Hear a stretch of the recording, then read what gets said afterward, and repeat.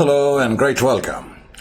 तो बेटे, जहां तक इस पर्टिकुलर चैप्टर का सवाल है, प्रिपरेशन ऑफ फाइनेंशियल स्टेटमेंट, आप देख चुके हैं कि बहुत डीपली वाइडेस्ट पॉसिबल पेनिट्रेटिव और पोटेंट कवरेज जब हम क्लेम करते हैं तो हमने ऐसा करा है। सेक्शन 3 तक हम फिनिश कर चुके हैं और सेक्शन 4 की तरफ बढ़ रहे हैं और ऑलमोस्ट अब ये चैप्टर भी खत्म है। होता क्या है कि एग्जामिनेशन में आपके कुछ एमसीक्यू क्वेश्चन भी आते हैं और कुछ बारीक चीजें क्वेश्चंस में दी रहती हैं, सिलेबस में दी रहती हैं, बच्चे उसको पढ़ते नहीं है और बाद में जब वो एमसीक्यू फेस करते हैं तो उनको प्रॉब्लम आती है। तो इसलिए इन क्वेश्चंस को भी करना जरूरी है। Let's have a look over these questions. वो कहते हैं in the financial statement for the year 24-25 change कर लेना। क्यों वो मैं इसलिए कर रहा हूं, मैं बार बार अब कहता रहता हूं, आपकी बुक्स में हो सकता है ये डेट लिखी हो। फिर कहता है alpha limited has mentioned in the notes to the accounts during the financial year 24,000 equity shares of 10 each were issued as fully paid bonus share.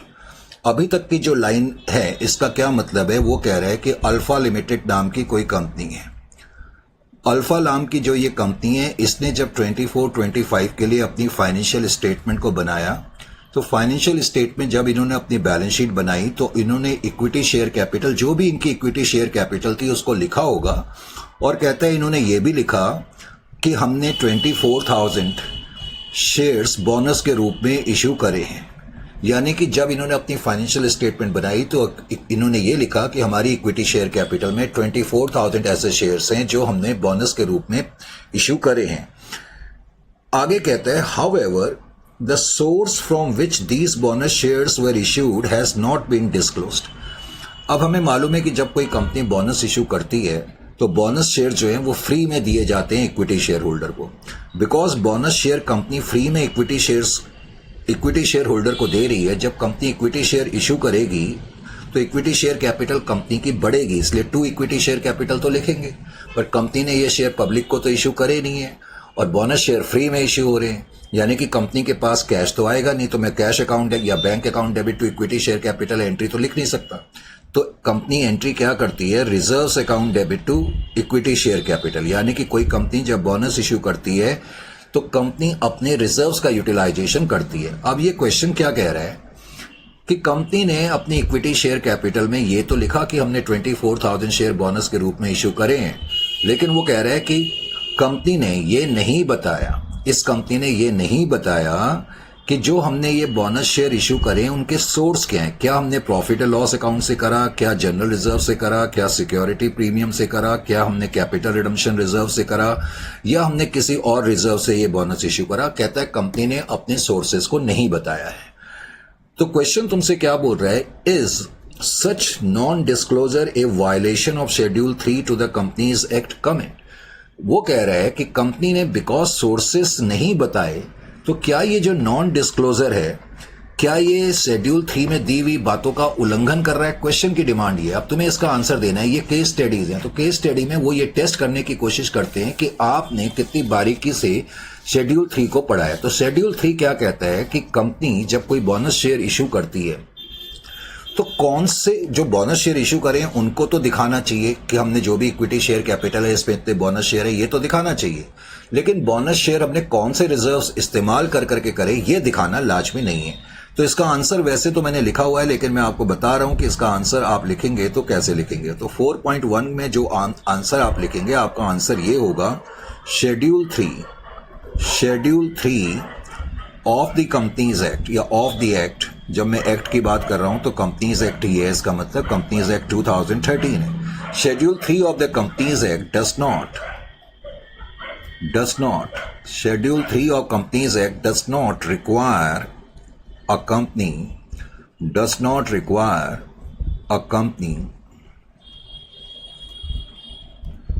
to disclose the sources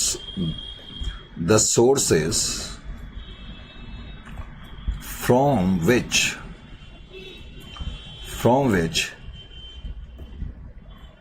bonus shares have been issued.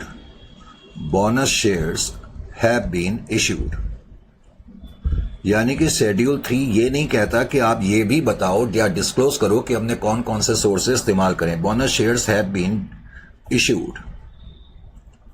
तो इसका मतलब अब मेरा answer क्या हो गया, therefore तो company का ये नहीं दिखाना नॉन डिस्क्लोजर नहीं माना जा सकता। ये जो नॉन डिस्क्लोजर है कि हमने कौन से सोर्स से इस्तेमाल करे, ये वायलेशन नहीं माना जा सकता। तो therefore non disclosure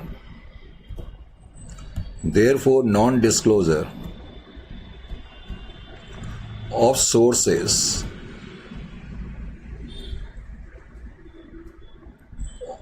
of bonus issue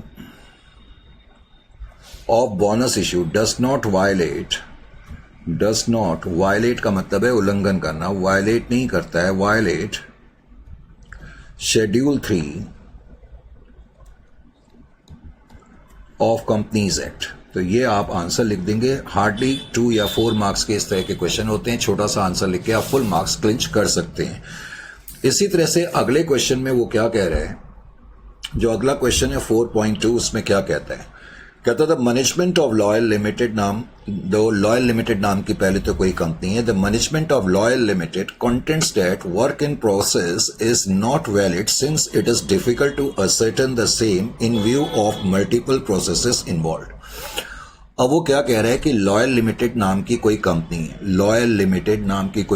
है, वो कह रहा है इस कंपनी का जो मैनेजमेंट है वो ये क्लेम कर रहा है कि हम वर्क इन प्रोग्रेस या वर्क इन प्रोसेस को नहीं दिखा सकते हैं क्योंकि बहुत सारे प्रोसेसेस हैं और उनको एसर्टन करना यानी कि मेजर करना मुश्किल हो रहा है। फिर कह रहा है दे मतलब management, they opine that value of opening and closing work in process would be more और लेस द सेम। और मैनेजमेंट का ख्याल है कि अगर हम कंप्यूट भी करेंगे तो ओपनिंग वर्क इन प्रोग्रेस और क्लोजिंग वर्क इन प्रोग्रेस की जो वैल्यू आएगी मोर और लेस सेम ही आएगी जो उनको लग रहा है मैनेजमेंट को। Accordingly the management had not separately disclose the work in process in the financial statement. और कहता है इसीलिए उन्होंने फाइनेंशियल स्टेटमेंट में इनको अलग अलग नहीं दिखाया। अब तुम्हें आंसर देना है comment in line with schedule 3। अब शेड्यूल 3 के हिसाब से क्या करना चाहिए। अब समझना क्या है, कंपनी ने ओपनिंग और क्लोजिंग वर्क इन प्रोग्रेस को नहीं दिखाया है। तो पहले तो हमें यह मालूम होना चाहिए कि जब हम स्टेटमेंट ऑफ पीएनएल बनाते हैं तो उसमें आप बोलोगे सर हम तो क्लोजिंग स्टॉक लिख रहे थे, उसमें से ओपनिंग स्टॉक माइनस कर रहे थे। नो डाउट अबाउट दैट, हम कर रहे थे, लेकिन हम आउटर कॉलम में जो दिखाते थे वो चेंजेस दिखाते थे, यानी कि ओपनिंग या क्लोजिंग को दिखाना जरूरी नहीं है, उसमें जो चेंज आया है उसको दिखाना जरूरी है। Is it clear to you? तो कंपनी का ये ना दिखाना ओपनिंग और क्लोजिंग वर्क इन प्रोग्रेस को, एक बार फिर से हम कहेंगे कि ये शेड्यूल 3 का वायलेशन या उल्लंघन नहीं है। तो 4.2 का अगर मैं आंसर लिखूंगा तो 4.2 का मेरा आंसर कुछ इस तरीके से होगा। Schedule 3 of companies act, schedule 3 of companies act does not require that amount of opening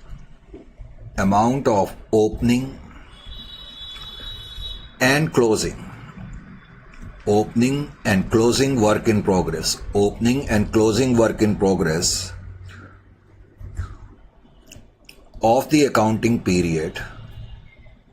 of the accounting period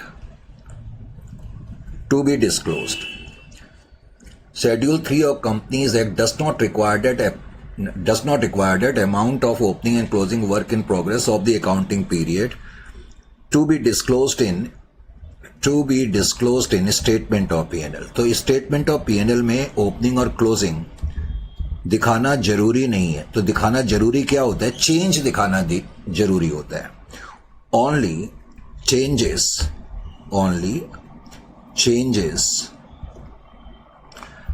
in inventories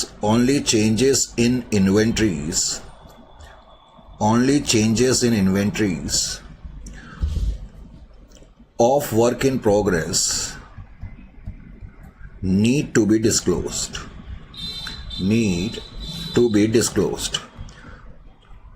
तो केवल चेंज को दिखाना जरूरी होता है इन SPL.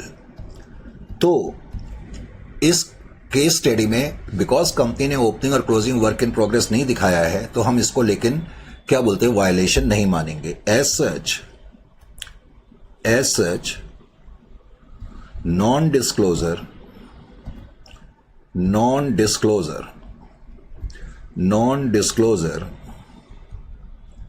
of opening and closing work in progress does not violate Schedule 3 of Companies Act 2013। तो इस तरह की केस स्टडीज भी आपसे पूछ ली जाती हैं। केस स्टडी 4.3 में क्या कहते हैं? 4.3 में जो कह रहा है, पहले तो मैं क्वेश्चन भी पढ़ रहा हूं और आपको साथ साथ बता रहा हूं। कह रहा है फ्यूचर लिमिटेड नाम की कोई कंपनी है, फ्यूचर लिमिटेड नाम की कोई कंपनी है, और कहता है कि जब उन्होंने अपनी बैलेंस शीट तैयार करी और बैलेंस शीट के अंदर, आपको मालूम है हम पहला आइटम शेयर होल्डर फंड लिखते हैं जिसमें शेयर कैपिटल और फिर रिजर्व एंड सरप्लस लिखते हैं। वो कहता है इस कंपनी ने, फ्यूचर लिमिटेड नाम की कंपनी ने, 4.3 की मैं बात कर रहा हूं, तो फ्यूचर लिमिटेड नाम की कंपनी ने जब अपनी बैलेंस शीट तैयार करी तो बैलेंस शीट के अंदर जाहिर है कि जब इन्होंने शेयर होल्डर्स फंड के अंदर रिजर्व एंड सरप्लस के आइटम लिखे तो उन्होंने ये आइटम लिखे हैं। एक तो कहता है सिक्योरिटी प्रीमियम लिखा है 80 का, और कहता है कैपिटल रिजर्व उन्होंने लिखा है 60 लाख का, और कहता है जनरल रिजर्व लिखा हुआ है 90 लाख का। यानी कि टोटल रिजर्व एंड सरप्लस अगर मैं ऐड करूं 80 + 40 + 90 230 लाख के रिजर्व्स हैं। और आपको मालूम ही है कि रिजर्व्स जो हैं हम यहां लिखते हैं, इसमें कोई नई चीज नहीं है। लेकिन क्वेश्चन में आगे क्या कह रहा है? कह रहा है company had accumulated loss of 250 lakhs on the same date. अब बैलेंस शीट की डेट को इस कंपनी के पास कुछ एक्यूमुलेटेड लॉस भी था 250 लाख का, लेकिन वो कह रहा है कंपनी ने इस लॉस को कहां दिखाया है? Towards the asset side in the balance sheet. अब पहले क्या होता था, बिकॉज हम बैलेंस शीट आजकल तो वर्टिकल फॉर्मेट पे बना रहे हैं, जैसा कि आपने देखा। पहले हम जब टी फॉर्मेट पे बनाते थे तो जो एक्यूमुलेटेड लॉसेस होते थे पीएनएल में, जो डेबिट बैलेंस होता था, वो एसेट साइड में दिखाते थे। तो इस कंपनी ने उसको एसेट साइड में दिखा दी है। तो वो कह रहा है comment on the accuracy of this treatment in line with schedule 3 of companies act 2013। अब आंसर तो ये है कि as per schedule 3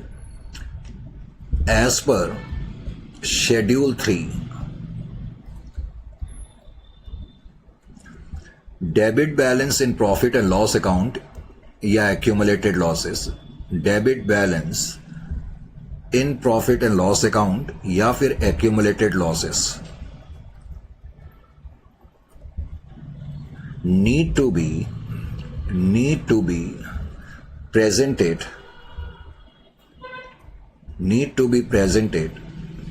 under reserve and surplus। तो हमें उसको अब एसेट साइड में नहीं दिखाना है बल्कि रिजर्व एंड सरप्लस में दिखाना है। यानी कि इस केस में जो ये एक्यूमुलेटेड लॉस है इसको रिजर्व एंड सरप्लस के अंदर हमें दिखाना चाहिए था। यानी कि इस सेंटेंस को लिखने के बाद तुम ये बना करके दिखा सकते हो। तो 250 लाख और आउट, बिकॉज लॉस की फिगर ज्यादा है तो आउटर कॉलम में नेट फिगर 20 लाख आएगा। तो कहा जा सकता है कि कंपनी का जो ट्रीटमेंट है वो वायलेट कर रहा है। एज सच ट्रीटमेंट, कंपनी ने क्या करा, लॉस को रिजर्व एंड सरप्लस में नहीं दिखाया, एसेट में दिखाया। As such treatment done by company is not in line with Schedule 3। तो Schedule 3 के मुताबिक नहीं है, with Schedule 3। इस तरीके से आप इसको लिख सकते हो। Is it clear to you? As such, treatment done by company is not in line with Schedule 3। Is it clear to you or not? यहां तक क्लियर है? राइट सर, बिल्कुल क्लियर है।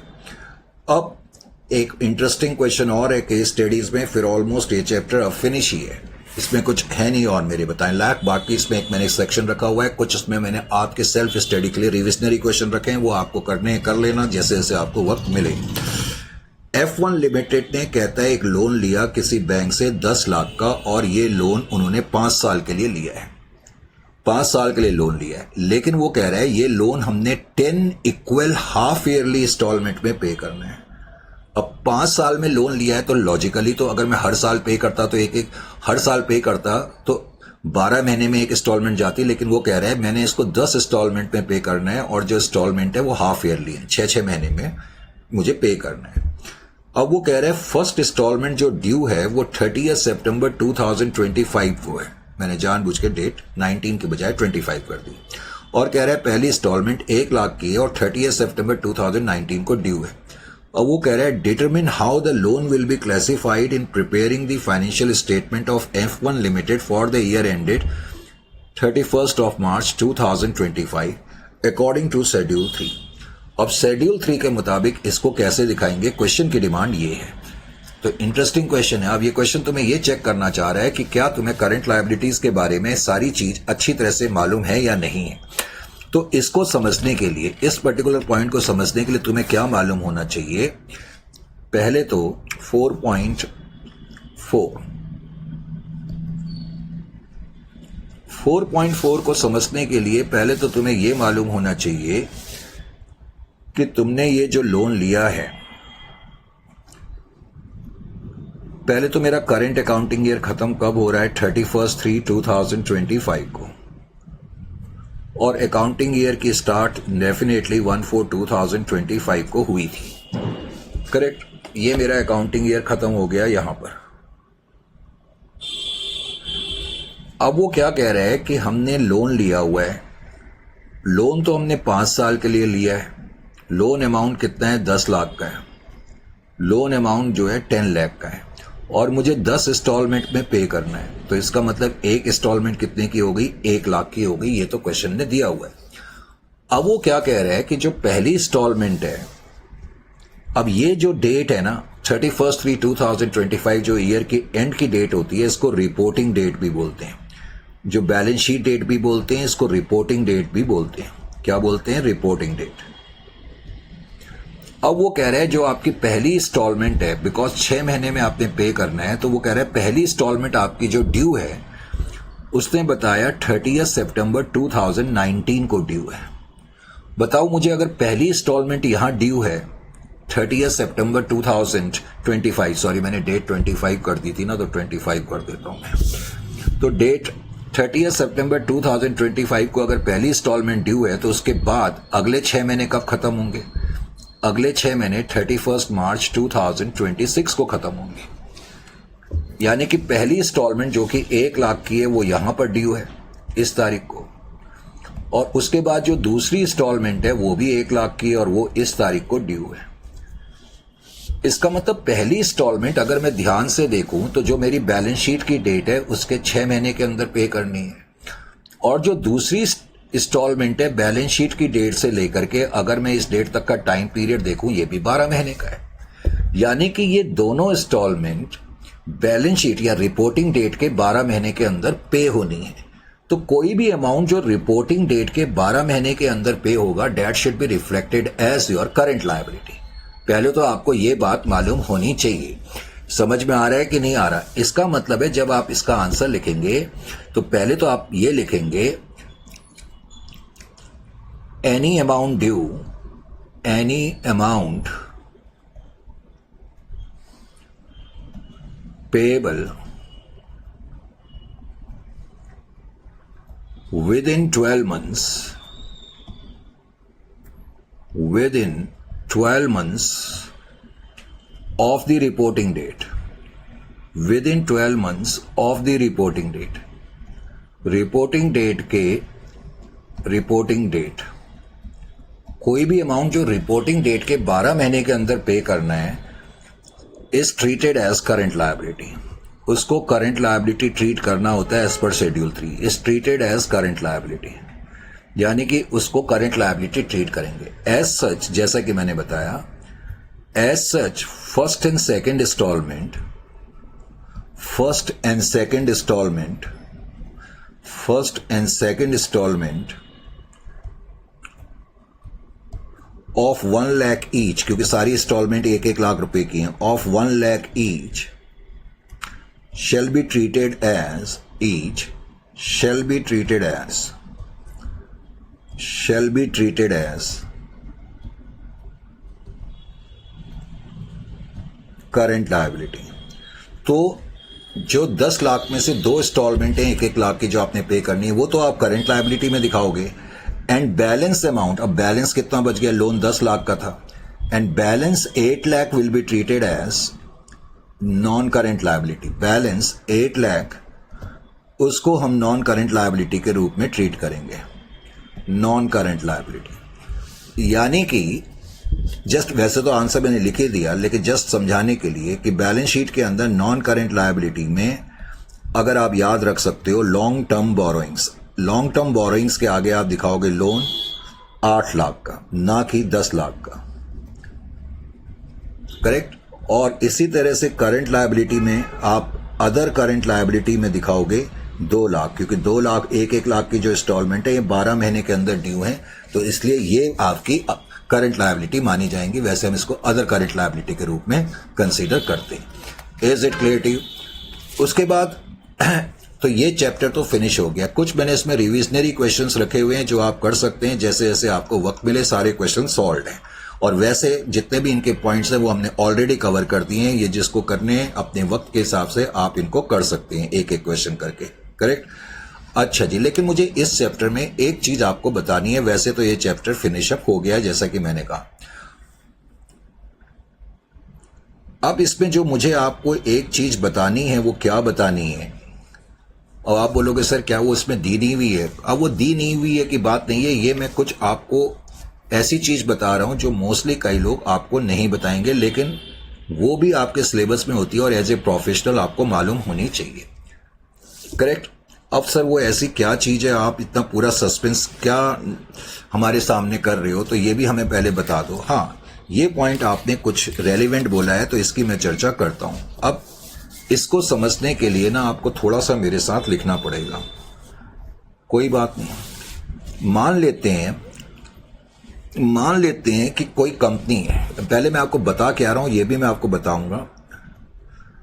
मान लेते हैं कि GQ लिमिटेड नाम की कोई कंपनी है, करेक्ट। कोई कंपनी है GQ लिमिटेड की। अब ये जो कंपनी है हम मान लेते हैं कि इसकी 40,000 इक्विटी शेयर्स हैं, 40,000 इक्विटी शेयर्स हैं, और एक शेयर जो है वो 100 रुपए का है। कितने का है? 100 रुपए का। तो इसका मतलब इक्विटी शेयर कैपिटल कितने की हो गई? इसकी 40 लाख रुपए की होगी। हम ये भी मान लेते हैं कि इसके पास कुछ रिजर्व्स हैं, और रिजर्व्स जो हैं 20 लाख रुपए के पड़े हुए हैं। कितने के पड़े हुए हैं? 20 लाख रुपए के रिजर्व्स जो हैं वो 20 लाख रुपए के पड़े हुए हैं। अच्छा जी, हम ये भी मान लेते हैं कि कंपनी अपनी बुक्स को क्लोज करती है 31 मार्च को। 31 मार्च को कंपनी जो है अपनी बुक्स क्लोज करती है।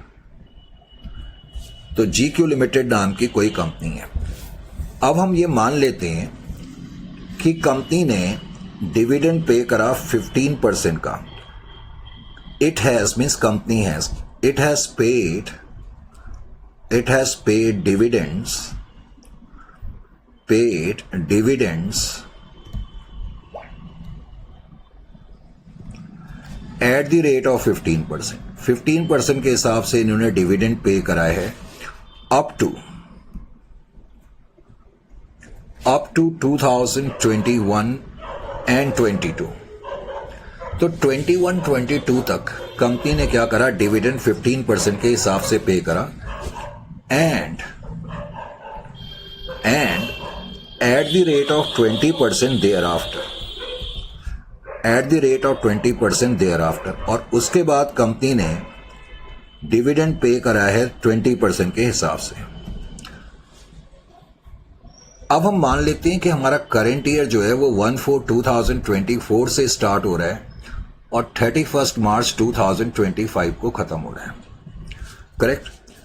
अब करंट ईयर में क्या हुआ? इन 2024-2025 इस कंपनी को एक लॉस हो गया, करेक्ट। कंपनी को लॉस हो गया। लॉस मान लेते हैं कंपनी को हो गया 2.5 लाख रुपए का। करंट ईयर में 2,50,000 का लॉस हो गया। अब आपको मालूम है लॉस हो जाएगा तो हम डिविडेंड पे नहीं कर पाएंगे भाई, डिविडेंड तो आउट ऑफ प्रॉफिट से पे होता है ना। तो डिविडेंड पे नहीं कर पाएंगे। अब कह रहे फॉर 2024-25 company wishes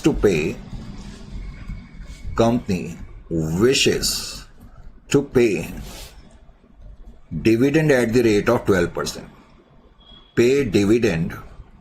और वो कह रहे हैं कंपनी फिर भी डिविडेंड पे करना चाहती है एट द रेट ऑफ 12%। आप बोलोगे सर कैसे पे कर सकती है? तो अब मेरा क्वेश्चन आपसे ये है, पहला तो क्या कंपनी डिविडेंड पे कर सकती है इस केस में, नंबर 1। दूसरा क्वेश्चन ये है मेरा आपसे कि क्या डिविडेंड अगर हम पे कर सकते हैं तो कितना डिविडेंड पे कर सकते हैं, दूसरा क्वेश्चन मेरा ये भी है।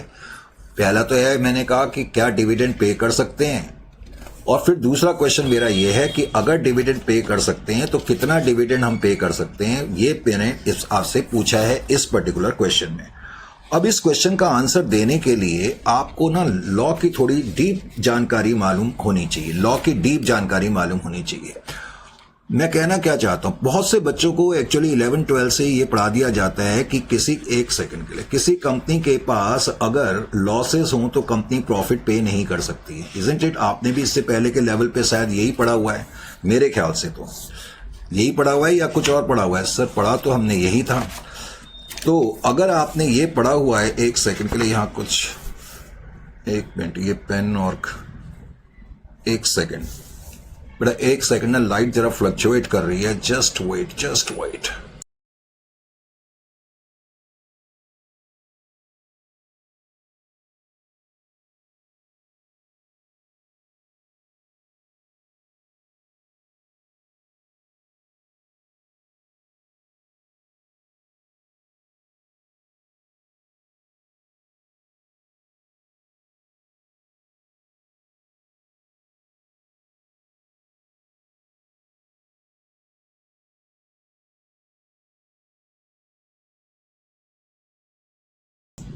Welcome again. Actually light fluctuate कर रही थी तो मैंने कहा इन्वर्टर ऑन कर दूं, बीच में लाइट चली जाए तो प्रॉब्लम होगी। हाँ, तो मैं ये बता रहा था, ये क्वेश्चन में मेरा पहला क्वेश्चन आपसे ये है कि क्या कंपनी ने डिविडेंड पे करा है, नंबर 1। तो पहला आंसर आपको, बिकॉज ये आपकी नॉलेज के लिए बहुत जरूरी है, करेक्ट, और ऐसा क्वेश्चन भी पूछा जा सकता है और पास्ट में ऐसा क्वेश्चन पूछा गया है, ये मैं स्पेशली इसलिए लिखा करके मैंने कराया। पहले तो dividend can be paid, dividend ये मालूम होना चाहिए, dividend can be declared and paid, इसका मतलब वही है, can be declared out of past years profit. अब करंट ईयर में तो हमारे पास प्रॉफिट नहीं थे, पास्ट ईयर्स प्रॉफिट्स और रिजर्व्स। तो हम डिविडेंड पे कर सकते हैं, भले ही हमारे लॉस है इस साल, लेकिन हम पास्ट ईयर के रिजर्व से और प्रॉफिट से डिविडेंड पे कर सकते हैं, लेकिन हमें उसका प्रॉपर रूल मालूम होना चाहिए। लेकिन जब कोई कंपनी डिविडेंड पे करेगी ऐसी सिचुएशन में, तो कंपनी को in this case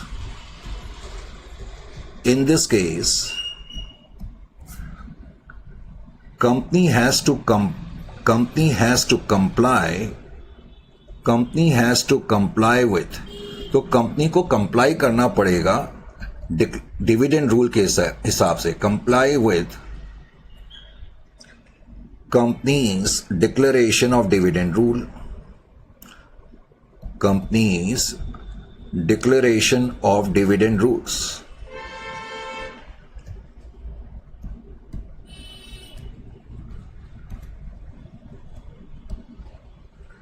Company's declaration of dividend out of reserves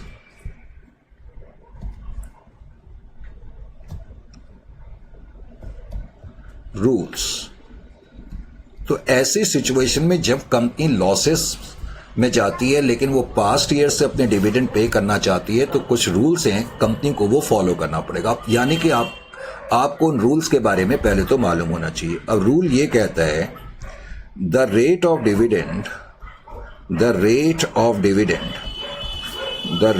dividend declared यानी कि करंट ईयर में जो आप डिविडेंड देंगे जिस रेट से, पहले तो वो कितना होना चाहिए। The rate of dividend declared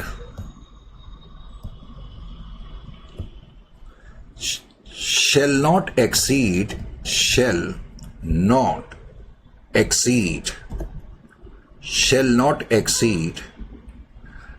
average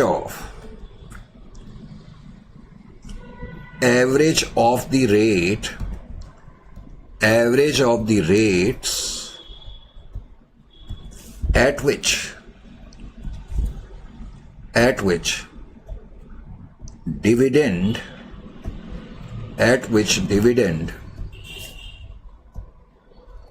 was declared by the company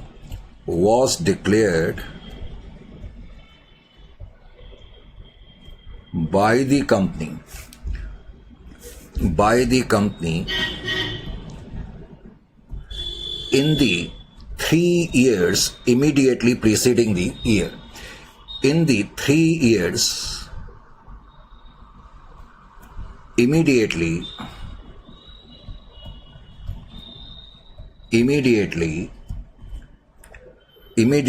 preceding that year. इस पॉइंट का क्या मतलब है? पहले तो इस पॉइंट का मतलब क्या समझना है। तुम्हारा करंट ईयर कौन सा है? तुम्हारा करंट ईयर जो है वो तो है 24-25। तो current year immediately preceding current year. अब करंट ईयर के जो पहले के 3 साल हैं, उन पहले के 3 साल में आपने डिविडेंड यानी कि 23-24 में, फिर 22-23 में और फिर 21-22 में, ये पहले के 3 साल हो गए।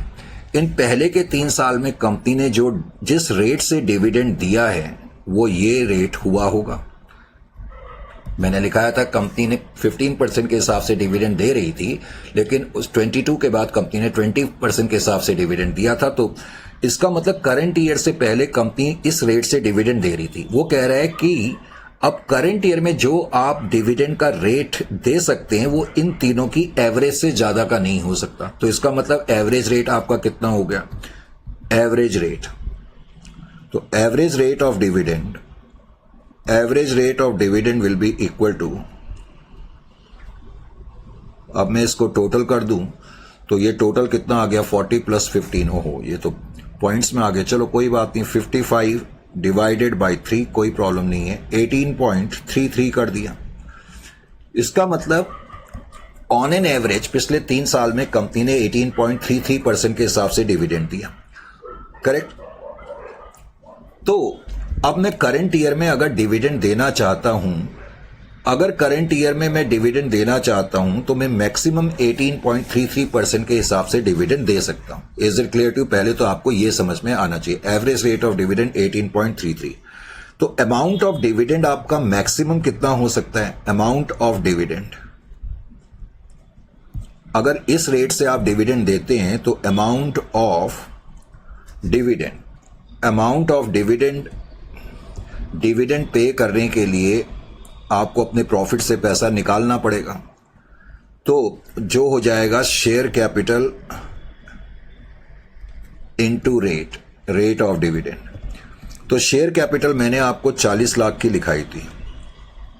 अब 40 लाख का 18.33% आप कंप्यूट करेंगे तो date will be equal to, कोई जरा करके बताए फटाफट, 733,200 अप्रोक्सीमेटली बताया गया।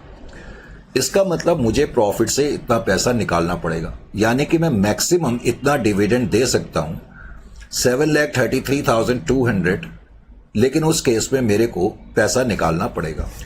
अच्छा जी, अब यहां पर एक और पॉइंट है जो आपको समझ में आना चाहिए। Total amount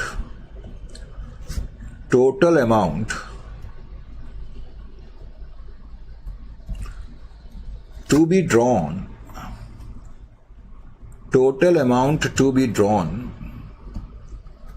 from accumulated profits, total amount to be drawn from accumulated profits. अब मुझे अगर मैं इस रेट के हिसाब से डिविडेंड पे करूंगा तो प्रॉफिट से इतना पैसा चाहिए, तो total amount to be drawn from accumulated profits या रिजर्व्स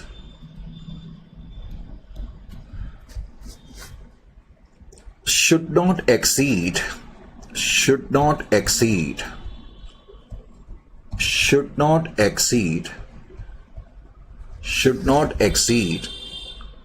1/10 of the sum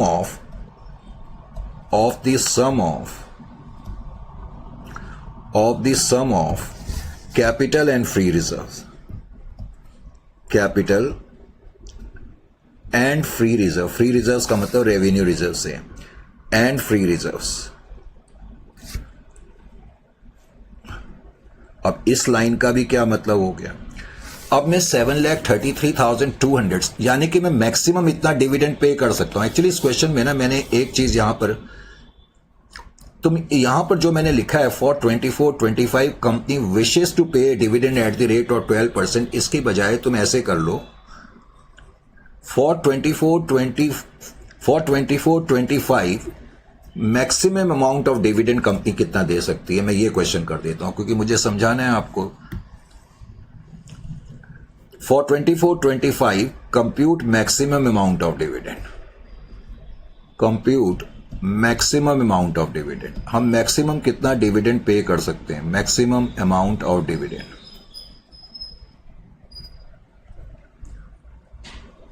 लो मैंने ये क्वेश्चन कर दिया, करेक्ट। सपोज मैं क्वेश्चन को 12% ही रखता तब क्या होता मैं वो भी बता दूंगा, लेकिन पहले आप जरा यहां पर ध्यान दें। तो अब क्या कह रहा है, अब आपको ये पता लग गया कि पिछले 3 साल का एवरेज रेट 18.33% है। इसका मतलब 18.33% के हिसाब से हम मैक्सिमम डिविडेंड दे तो सकते हैं, इसमें तो किसी तरीके का कोई डाउट नहीं है। लेकिन अब इस क्वेश्चन का अगला पार्ट क्या है कि इतना डिविडेंड देने के लिए प्रॉफिट से इतना पैसा तो निकाला जा सकता है, लेकिन वो क्या कह रहा है, अब इतना अमाउंट प्रॉफिट से हम निकाल पाएंगे या नहीं निकाल पाएंगे, क्योंकि जितना भी अमाउंट डिविडेंड के लिए चाहिए, क्वेश्चन कहता है कि वो 1/10 of sum of capital and reserve से ज्यादा नहीं होना चाहिए, रूल ये कहता है। तो इसका मतलब क्या हो गया, पहले तो आप ये देखो कि आपकी शेयर कैपिटल कितनी है और फ्री रिजर्व्स कितने के हैं। याद होगा आपको मैंने शेयर कैपिटल 40 लाख की लिखाई थी और मैंने रिजर्व्स 20 लाख के लिखाए हुए थे।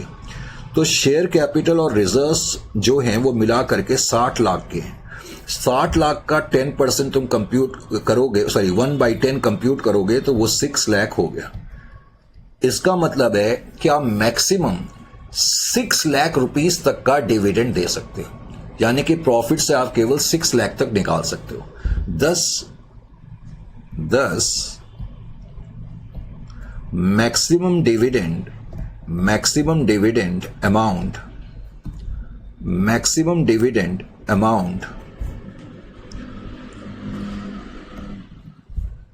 Could be 6 lakh. तो आप 6 लाख तक का डिविडेंड पे कर सकते हो, या सिंपल वर्ड्स में इतना अमाउंट अपने प्रॉफिट से विड्रॉ कर सकते हो। Is it clear to you? अब दूसरा पॉइंट ये है, 6 लाख तक का आप कर तो सकते हो।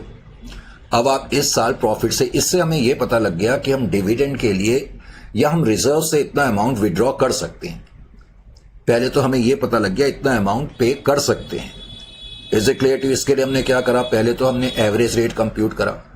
एवरेज रेट्स से को हमने शेयर कैपिटल प्लस रिजर्व में, शेयर कैपिटल में अप्लाई करा, तो जिससे हमें पता लग गया इतना डिविडेंड हम पे कर सकते हैं। अब जो डिविडेंड का अमाउंट है, क्या हम इतना यूटिलाइज कर सकते हैं या नहीं कर सकते, ये देखने के लिए हमने 1/10 of share capital plus reserve करा। लेकिन 1/10 of share capital reserve 6 lakh आ रहा है, तो इसका मतलब मैं 6 लाख से ज्यादा का अमाउंट विड्रॉ नहीं कर सकता, तो मैं 6 लाख तक कर सकता हूं। अब क्या है, जो अमाउंट हमने विड्रॉ करा है, अमाउंट विड्रॉन, रूल ये भी कहता है, ये टफ चीज है, मैंने कहा कोई कराता नहीं है। अब जो अमाउंट विड्रॉ आप करेंगे, amount withdrawn, amount date can be withdrawn 6 lakh तो आप करेंगे, यानी कि इससे आपको यह पता लग गया कि आप अपने पास्ट ईयर के जो रिजर्व्स वगैरह हैं उसमें से करंट ईयर में 6 लाख विड्रॉ कर सकते हैं, निकाल सकते हैं। लेकिन अब 6 लाख जो निकालेंगे उसमें अब ये सारा का सारा अमाउंट आप डिविडेंड के लिए पे नहीं कर सकते। लॉ ये कहता है इसमें से पहले आप जो हैं अपने कैरी जो आपके लॉसेस हैं उनको सेट ऑफ करेंगे।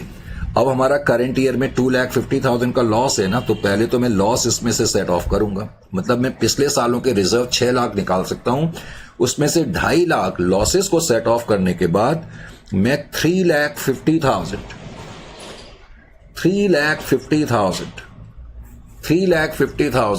यानी कि इससे मुझे क्या पता लग गया, जो अमाउंट मैंने निकाला था 6 लाख उसमें से मैं डिविडेंड के लिए amount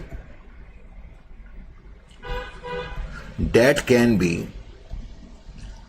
can be utilized for equity dividend, that can be utilized for dividend।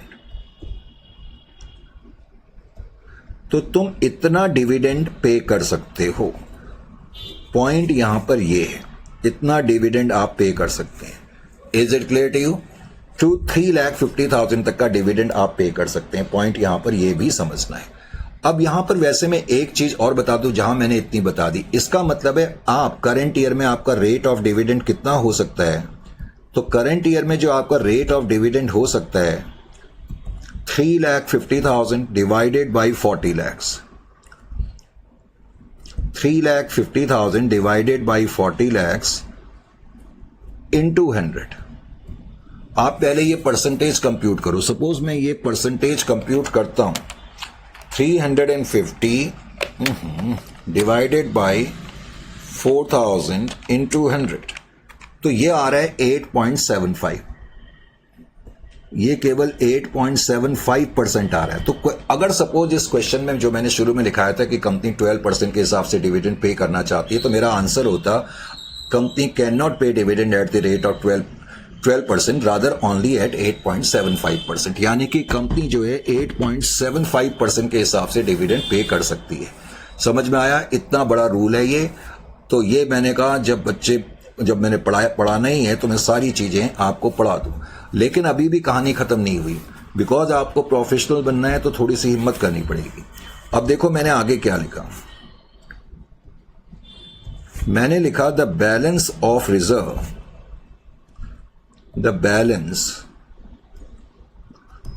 of reserves,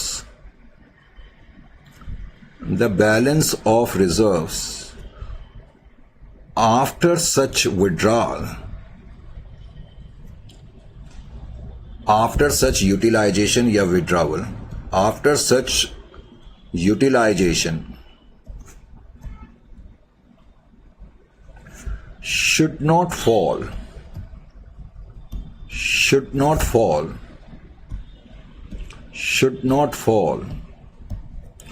below 15% of the paid up capital, 15% of the paid up capital। अब इस लाइन का भी क्या मतलब है?